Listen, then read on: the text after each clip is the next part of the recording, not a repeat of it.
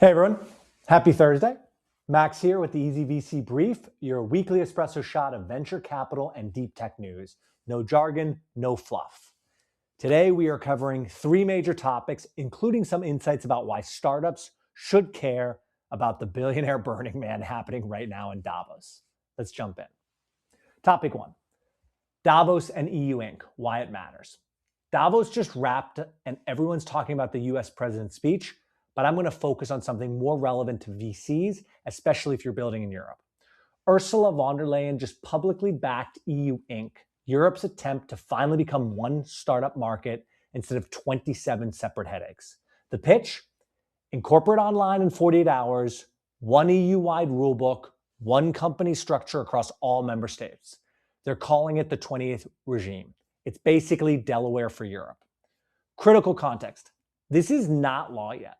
Von der Leyen announced it at Davos as part of the competitiveness compass, but it still needs to pass the European Parliament and get approved by all 27 member states.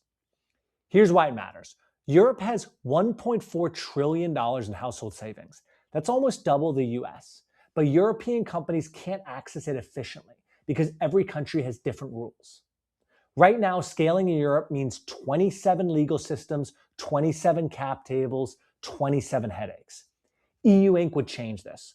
One registration, one legal form, one set of rules for incorporation, equity, and fundraising. For VCs, this is huge. European startups currently incorporate in Delaware to scale properly. If EU Inc. delivers, that changes. More liquid capital markets, easier cross-border expansion, less friction for follow-ons. Will it happen? European policy moves slowly, but I'm pretty confident. This is definitely worth watching, especially for those of us, even at Ajinomoto Group Ventures, exploring more European deep tech. Topic two, unconventional AI. I was at Playground Global in Silicon Valley recently for a fireside chat with Naveen Rao, founder of Unconventional AI, and Konstantin Buller from Sequoia. What I heard was genuinely paradigm shifting. Naveen is a generational founder. He sold Nirvana Systems to Intel for over $400 million in 2016, then founded Mosaic ML and sold it to Databricks for over $1 billion, becoming their chief AI officer. He made it, but he realized he wanted to get back into building, not optimizing, building.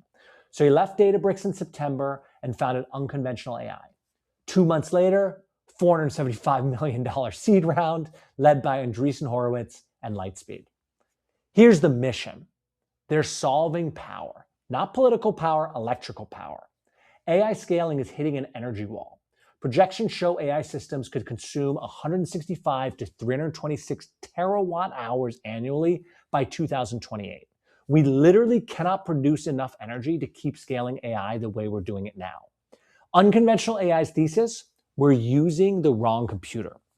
We've been trying to simulate intelligence on digital computers, brute force computation. But natural learning systems like the human brain never used numerics. They use the intrinsic physics of their substrate. Your brain runs on 20 watts.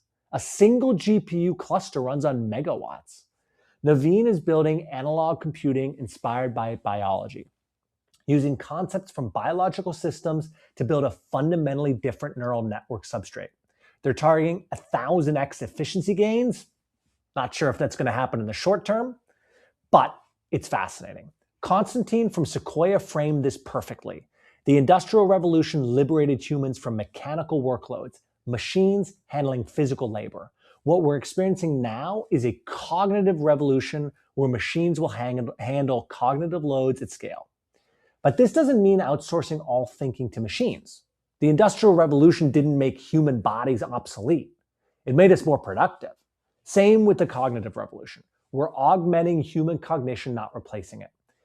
Here's why unconventional AI matters. If we can't solve the power problem, the cognitive revolution stalls.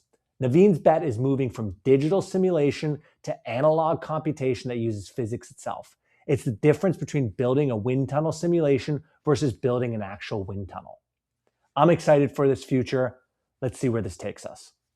Topic 3, Super Return Miami, single LP versus the fundraising grind. I'm heading to Super Return in Miami in March this year. It's basically the meeting place for private capital in North America. 800 plus attendees, 250 plus LPs, and in planning for the conference, I wanted to share some notes about VC in general. Here's something people don't realize. Venture capitalists need to fundraise nonstop. And let me tell you, as someone who has pitched as a founder too, it's no cakewalk. Most VCs at Super Return are there to raise their next fund. They run this program called Super Return Allocate. It's basically speed dating for capital. 8-minute meetings, algorithmic matching, pitching your track record against 350 other GPs. Over 20,000 meetings happen at these events. Now, here's where I need to acknowledge how fortunate I am. Ajinomoto Group Ventures is a single LP fund, $100 million from one corporate parent.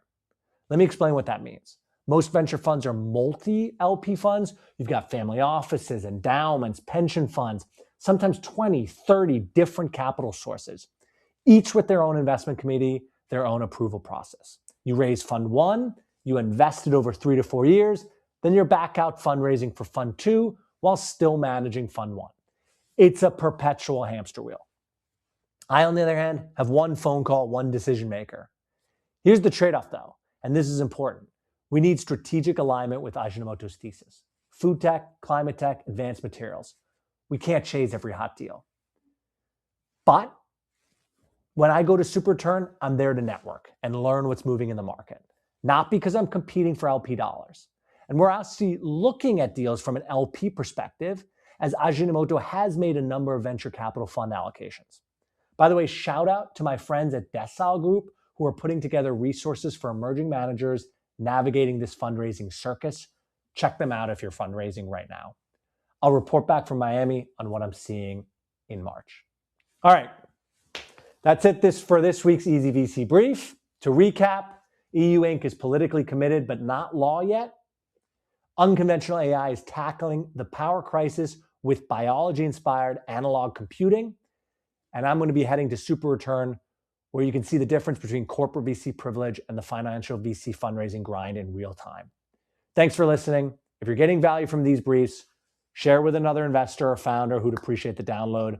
I'm Max. I'll catch you next week. As always, keep building.